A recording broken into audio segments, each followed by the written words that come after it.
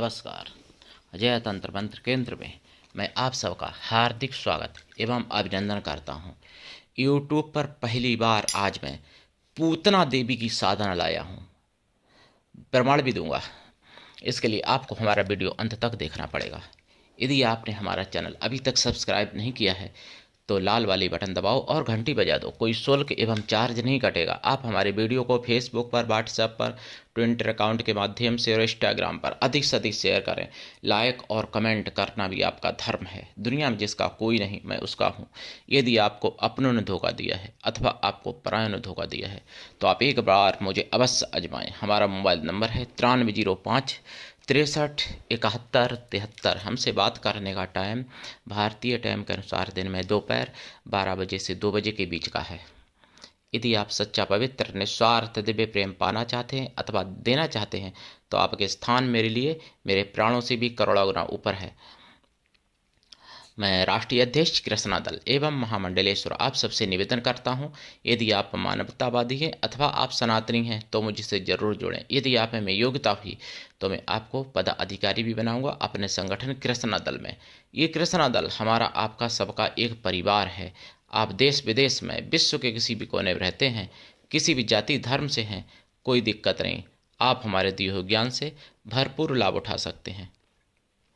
और नंबर वही हमारा 9305 63 71 73। मेरे प्रिय भाई बहनों, मैंने आपको जैसे प्रमाण देने की बात कही। देखिए, पूतना राक्षसी का आपने नाम सुना होगा, जो भगवान कृष्ण जी ने मारी थी बचपन पर।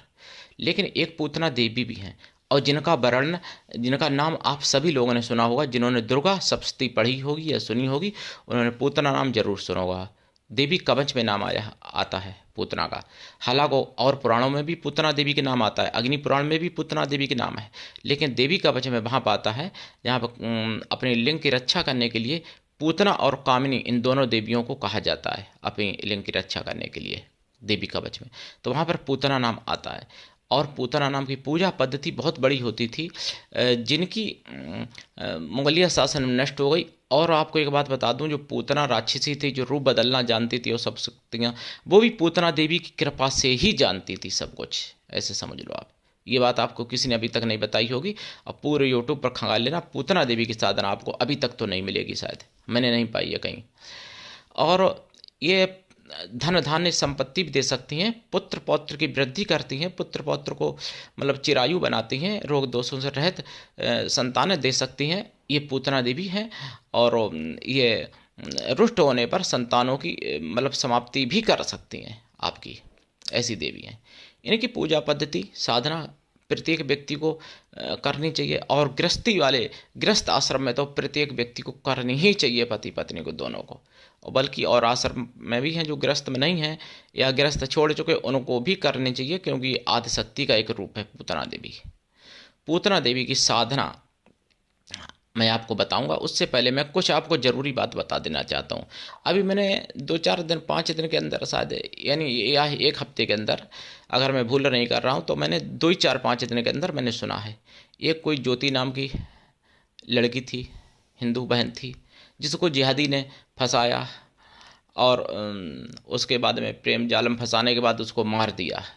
जब मार दिया तब तो माता पिता को लगा लब जिहाद हो गई मेरी बेटी के साथ। और जब तक जिंदा थी और उसके साथ घूमती रही होंगी, तब माँ बाप जाने देते थे अपने आराम से, तब उनको कोई लब जिहाद नहीं दिखता है। यही हिंदू में है कि जब खुद पे बीत जाती है तब लब जिहाद दिखता है, तब मुसलमान की कमियां दिखती है थोड़ी बहुत। नहीं तो जब तक बीतती नहीं खुद पर, तब तक मुसलमान की कमियां नहीं दिखती। अगर वो ज्योति जिंदा होती और उससे अगर कोई समझाता कि ये तुमको मार सकता है, ये वो है, ये मुसलमान, तो मालूम क्या जवाब मिलता है हिंदुओं को? खून तो लाल ही निकलेगा। अरे एक ही बात तो है। फिर मेरा अब्दुल ऐसा नहीं है, सारे ऐसे नहीं होते हैं, सारे एक जैसे नहीं होते हैं। आप राजनीतिज्ञ हैं, आप ऐसी नफरत की बात करते हो। यही सब जवाब मिलते हैं मुसलमान के विपक्ष में, मतलब हिंदू को, अगर हिंदू पहले समझाता कोई तो। लेकिन अब जब ज्योति मर गई तब माँ बाप ने समझ लिया कि लब जिहाद हो गई। तो पहले ही अगर आँख खुल जाती, पहले ही अगर मतलब गलती को गलती और सही को सही समझने की क्षमता आ जाए, सोच आ जाए, तो ऐसी कोई ज्योति ना मरे। लेकिन कभी ज्योति मरती हैं तो कभी कोई मरती हैं, कभी कोई मरती हैं। ये आखिरी भी नहीं है और ये पहला केस भी नहीं है। और मैंने आपको बता दूं, सुदर्शन चैनल पर 19 दिसंबर 2025 में सुना है, वो मैं बता रहा हूँ। हमीरपुर, जिला हमीरपुर, उत्तर प्रदेश, डबल इंजन की सरकार। तो हमीरपुर में एक मुसलमान ने, यानी सिकंदर ने, सनी बन के, और एक हिंदू हिंदू युवती को फंसाया उसके साथ, मतलब फंसाया उसके युवती को, शादीशुदा युवती को फंसाया, और उसके बाद में मतलब उसका धर्म बदलवाया, यहाँ तक कि मतलब सब कुछ, पति से भी अलग अलग करवा दिया, धर्म बदलवा दिया, और उसके बच्चे का भी खतना करवाने की तैयारी की, पीड़ित पति ने बताया।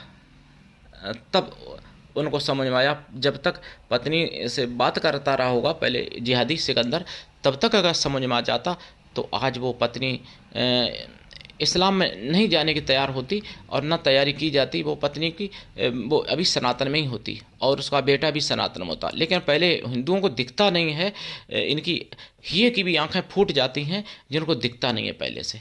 ये बहुत बड़ी विडम्बना वाली बात है। और 2 घटनाएं मैंने ये भी आपको बता चुका। तीसरी घटना उत्तर प्रदेश के, ये भी उत्तर प्रदेश ही की बात है, डबल इंजन यहाँ भी है सरकार।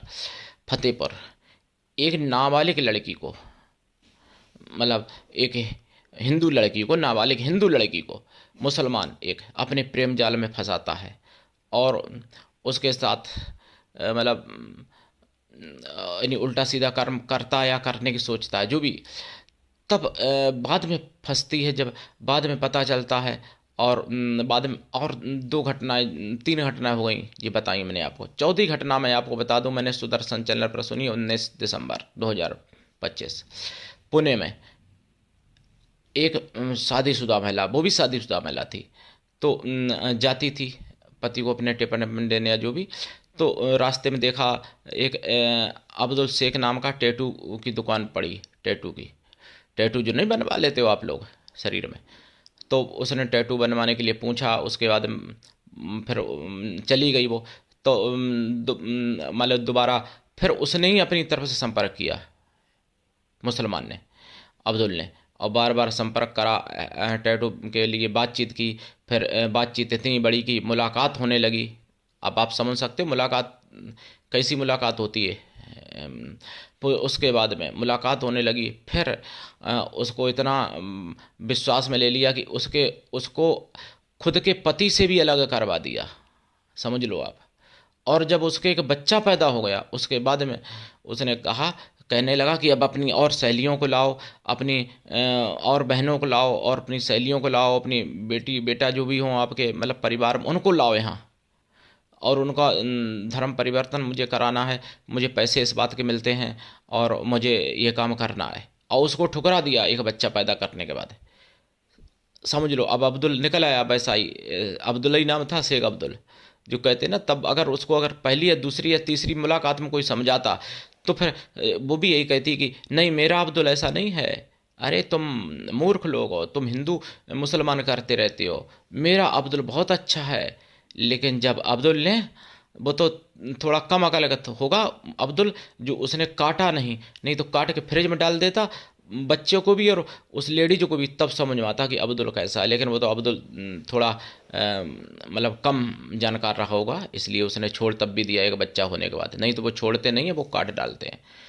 तो हिंदू को मुझे नहीं समझ में आता कि हिंदू कब जागेगा, कब क्या होगा। और जहाँ जहाँ पकड़े जा रहे हैं, देखो मतलब उसमें मरने वाली या लव जिहाद में, अभी मैंने 4 केस बताए, चारों में लव जिहाद में लेडीज हिंदू है और करने वाला, लव जिहाद करने वाला यानी मुसलमान है, जेंट्स मुसलमान है।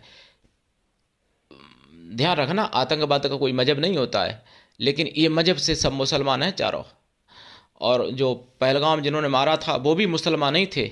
आतंकवाद का कोई मजहब नहीं होता है, लेकिन मैं कहता हूँ आतंकवाद का मजहब एक इस्लाम होता है। आतंकवाद का मजहब केवल और केवल इस्लाम होता है, ये बात मैं कह रहा हूँ और आपको प्रमाण दे के कह रहा हूँ। चाहे शिवाजी को, चाहे संभाजी को, चाहे पृथ्वीराज को, चाहे आज हिंदुओं युवकों को, हिंदू युवतियों को अगर मारने वाले होते हैं तो मुसलमान ही मजहब से होते हैं, मरने वाले हिंदू होते हैं। ऐसा अधिकांश मैं कहूँ तो अतिशोक्ति नहीं होगी अगर मैं ये कहूँ कि लाखों में कुछ लोग ऐसे हिंदू होते हैं जो मतलब मरने वाले मारने वाले दोनों हिंदू होते हैं। नहीं तो मरने वाला हिंदू होता है, मारने वाला मुसलमान होता है। ये बात अधिकांश अधिकांश क्या, लाखों की संख्या में, करोड़ों की संख्या में। अब माननीय सुरेश चौहान जी ने दिखाया था, प्रति घंटे 88 बच्चे गायब होते हैं। 88 बच्चे हिंदू के होते हैं, गायब हिंदू के होते हैं। हिंदू के कम बच्चे होते हैं, फिर भी हिंदू के गायब होते हैं 88 बच्चे एक घंटे में। जबकि मुसलमान के 4 पत्नी 44 बच्चे होते हैं, फिर भी उनका एक बच्चा गायब नहीं होता है। और गायब करने वाला मुसलमान होता है तो उनके गायब कहाँ से होंगे भाई? समझो इस बात को। इसलिए जागो, मैं जगाना चाहता हूँ।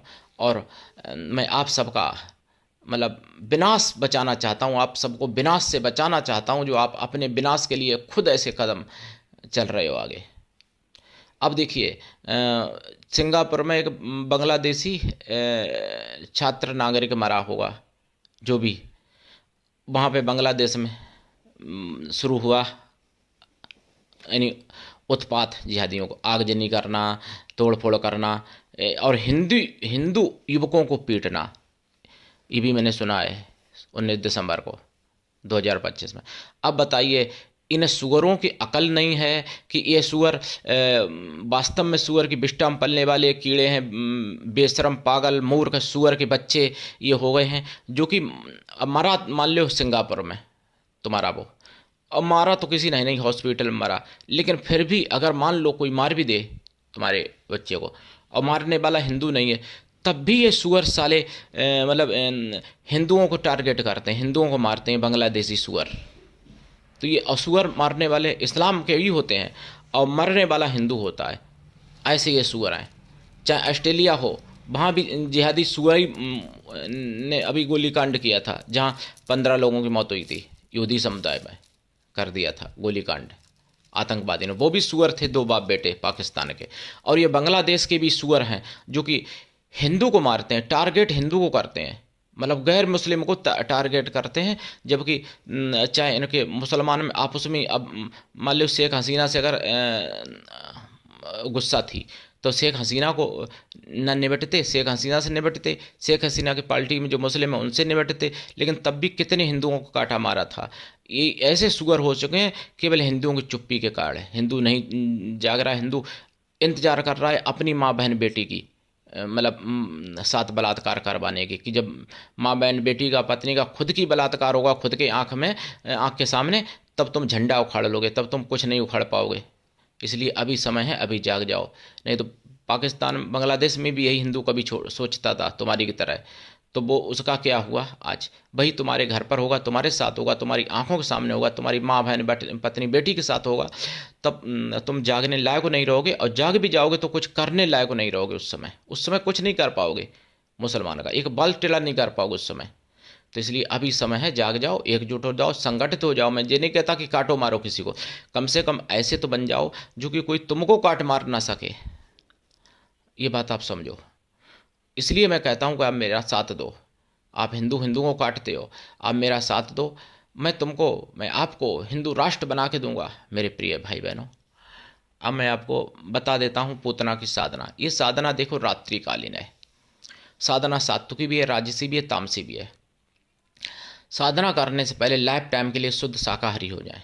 अगर शाकाहारी पहले से हैं तो सोने में सुहागा, और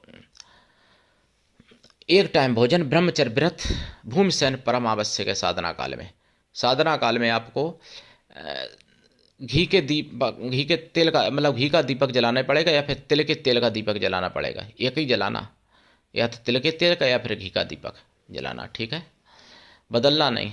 माला रुद्राक्ष और दिशा पूरब, आसन लाल या माला लाल हकीकी, लाल चंदन की, और आसन पीला भी चल सकता है, माला भी पीले हकीकी चल सकती है, ठीक। जाप इनका 1.25 लाख है कम से कम।